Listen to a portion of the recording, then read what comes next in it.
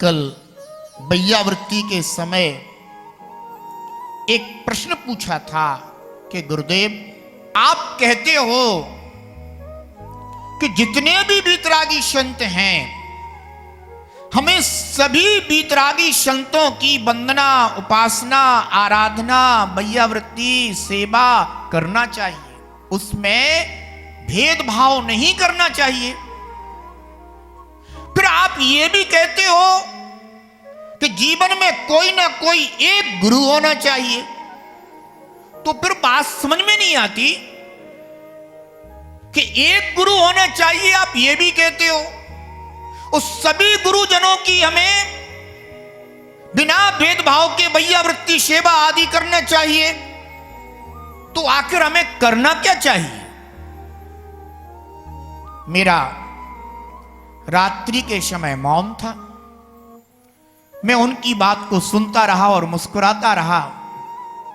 मैंने कहा मन ही मन में और इशारे से कि कल बताएंगे।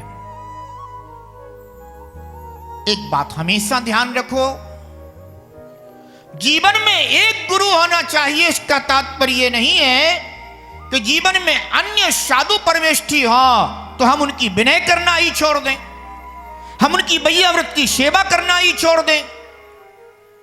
अगर ऐसा करते हो तो तुम उन एक गुरु को भी अपने जीवन में स्वीकार नहीं कर पाते हो। एक गुरु जीवन में होना चाहिए, इसका तात्पर्य होता है कि अपनी बात को कहने वाले, उनके सामने रखने वाले, उनसे मार्गदर्शन प्राप्त करने के लिए हमें एक गुरु जीवन में होना चाहिए। लेकिन 3 कम 9 करोड़ मुनिराज होते हैं, हम एक गुरु के चक्कर में 3 कम 9 करोड़ मुनिराजों की वंदना का पुण्य नहीं छोड़ सकते।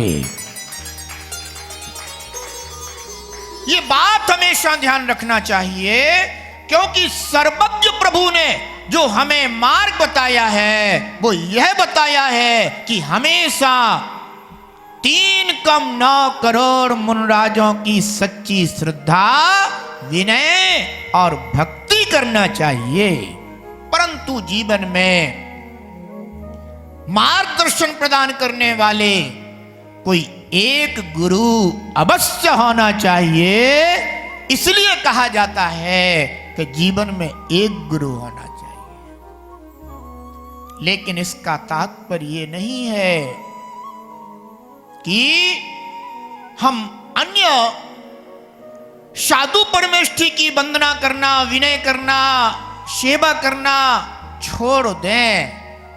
अगर ऐसा करते हैं तब तो आप में अभी रमो लोए शब्द शाहूरम इस पद की श्रद्धा हुई ही नहीं है।